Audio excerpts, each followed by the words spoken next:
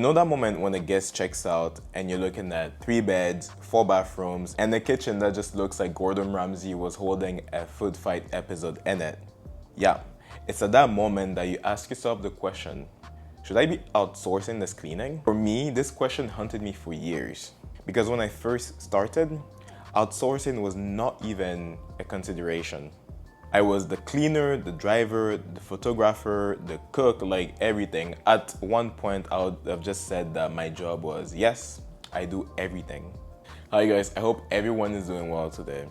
When I first started hosting, I didn't know that cleaning will make up to 60% of the job. You think it's all about hospitality, smiling at guests, handing over keys, and maybe dropping like a small mint on a pillow or something. No, hosting is scrubbing toothpaste out of a sink at midnight because someone decided to brush their teeth like it was the Olympics, and you have check-in the next morning. And to make matters worse, I started in one of the most expensive economies you can think of. Yes, Canada. Wages here were so sky high that like paying someone to clean, forget about it. Honestly, that was luxury. That was, I have made it money. Back then, thinking about outsourcing was as realistic as me owning a private jet. Okay, just kidding, but you can kind of see the visual there. If you're listening to this and you're nodding, yup, been there, then you're officially part of the host struggle club. Hit that subscribe button because I have plenty of host war stories where this came from. So back to the cleaning. So I had no choice. I'm talking about every single booking, every single turnover. It was myself and my sister that were getting the place ready. And honestly, it taught me a lot and I learned from it. It taught me the hustle, it taught me the standard, and it taught me what ready for check-in, what that really means. It also taught me that pulling an all-nighter with a vacuum in your hand is not a sustainable lifestyle, like at all. But over the years, something clicked. I realized a couple hard truths. I don't have to know everything, and I don't have to do everything. Because being the master of all trades usually means being broke, cranky, and tired. And let's be honest here, half-assing 10 different things doesn't beat you doing 3 things really well. So slowly, I started experimenting with delegation. I started trusting people a little bit, and I discovered the beauty of well and functioning systems. Look, don't get it twisted. The first time I handed over the keys to a cleaner and it wasn't me prepping the place, I went full paranoid mode because I didn't know what to expect. Like, what if they forget the corners? Like, what if they even start eating the freaking snacks? What if they mix up my Airbnb with the neighbors and then start cleaning the wrong place? Like, what do I do then?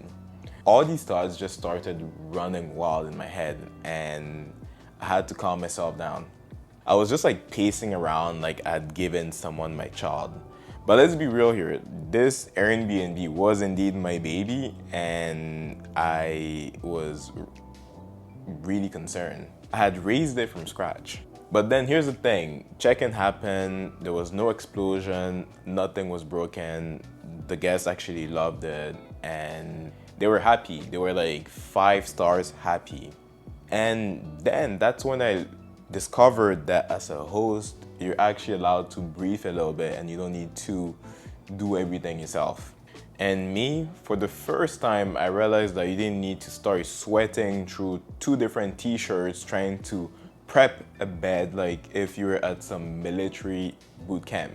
Now, this is where things get a bit tricky because the decision to outsource cleaning or do it yourself really depends on your own personal situation, and there isn't a one-size-fits-all solution for everybody. For me, most of my operations are in West Africa, so there's no way that I'm just teleporting every Tuesday to West Africa and making beds. That doesn't add up. Outsourcing for me isn't even an option, it's a requirement. So from my perspective, it made sense. But again, that's my perspective, right? I will admit that it's a bit warped because I've lived in West Africa and I've also lived in North America. And for me, I've earned most of my income in North America. So when I look at prices back in West Africa, my brain just goes, oh wow, this is really affordable, this is really cheap, right? But then that's not the same story for a local that's earning locally. They will definitely feel that it's a lot more. And so that's the thing, your background actually affects how you see the different numbers. And for me, what I could look at and say that, oh, okay, this is kind of affordable or kind of cheap, someone might just stare at the same thing and just be like, are you out of your damn mind? So when I say outsourcing was a no-brainer for me, it doesn't mean that it should be a no-brainer for you too. That's why you can just take someone's advice straight out of YouTube and apply it directly into your business blindly and hope for the best. Your reality matters, your budget matters, your location matters, your goal matter. And all of those things, they play a role in making the decision of outsourcing or not. For example, if you're in a city where cleaning is even more than your nightly rate, then you're probably gonna start drowning before you start earning anything. And by that logic, it doesn't even make sense to do any form of activity. Labor is just too expensive. At that point, I recommend just picking up that mop and going to clean your unit yourself. But let's just say you're in a place where labor is a lot more accessible, or you've just scaled up to the point where it makes more sense for you to not be scrubbing floors and probably spending more time running your operations. Then yeah, go ahead and just outsource as much as possible. Because then I can say that outsourcing might be one of the smartest moves that you will be making. I think that at the end of the day, the real question isn't, should I outsource cleaning, yes or no? The real question should be, what is the risk versus reward of me outsourcing my cleaning? This is where you gotta ask yourself a couple things. Are you running a super small operation where every dollar counts? Are you literally just going into debt just to afford someone to be able to fold your sheets? Or do you actually have the time and luxury to handle all of these things yourself right now? Because if you're part-time, just dipping your toe in, or you've just listed that basement suite, then it might make more sense for you to start the cleaning yourself. You learn the ropes, set the standards, and save some cash. Because if you don't know what clean looks like in your own home, how is someone else supposed to know that for you? But once you scale, even if it's one unit that's just busy back to back to back, you soon realize that there's just one of you and you can't clone yourself into 5 different people when there are multiple check-ins that all need to be ready for 4 p.m. And at that moment, that's when you realize that outsourcing isn't just optional. No, it becomes a necessity. And here's a hidden benefit I've found. Outsourcing isn't just you buying yourself back some time. No, it's about also freeing your brain. It frees you up actually to be able to run your business instead of you feeling trapped in it. Suddenly you now have time to optimize photos on your listings, market better, handle guest communications super nicely without having to think about picking up a mop and getting the place clean. Or let's be honest, it could finally just mean that you can now take a nap without dreaming of Lysol wipes just chasing you down the hallway. Let's be real, hosting can drain you. Sometimes it feels like a complete roller coaster because burnout doesn't just knock at the door.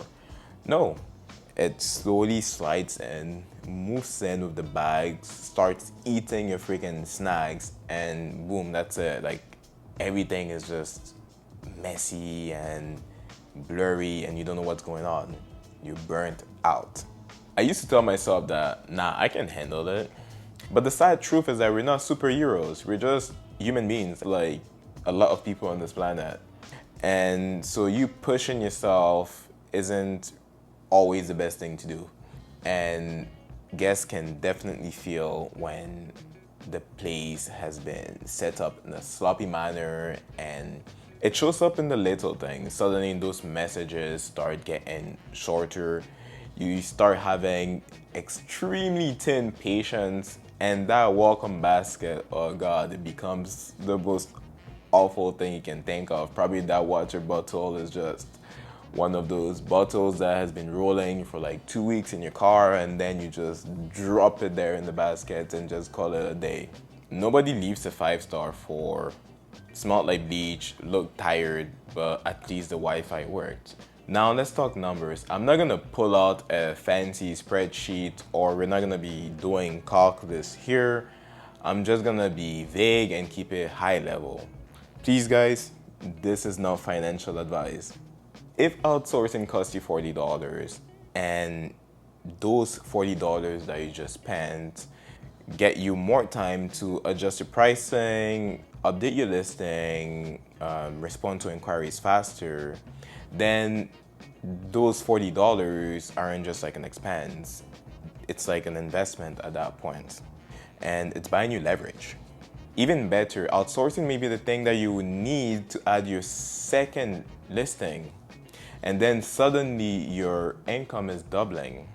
These are the type of equations and moves that make a lot of sense, not the other way around. If you hiring a cleaner just means that you're barely breaking even every month, then this is not an investment, this is a liability. And it's gonna cost you a lot of stress, especially over the long run. You're not building yourself a business at this point, you're just buying yourself a job with a bunch of stress and drama and everything that comes with hosting. And remember, these aren't like hard numbers, this is just an overview, this is quick math, and just you taking a look at the situation before you decide what's the best solution for you. But I think the principle is the same. Outsourcing shouldn't just put you in a tight corner. No, it should actually give you room to grow, or else you shouldn't do it. So here's my honest review. Outsourcing is a game changer, but only if it fits your situation. If you're brand new, strapped for cash, or testing out the waters, then do it yourself, learn, build your standards, and sweat it out. If you're scaling, burning out, or trying to run this thing like a business, then outsource, delegate, and protect your sanity at all costs. Because you can be everywhere and you can do everything yourself. And until clothing becomes the winter release on Airbnb's feature list or any other platforms that you're using, then I think delegating might be the upgrade that you've been looking for, because it's definitely gonna change things for you. Now, I have a question for you. If you've made it this far, I want to know down in the comments, if do you outsource your cleaning? Do you do the cleaning yourself?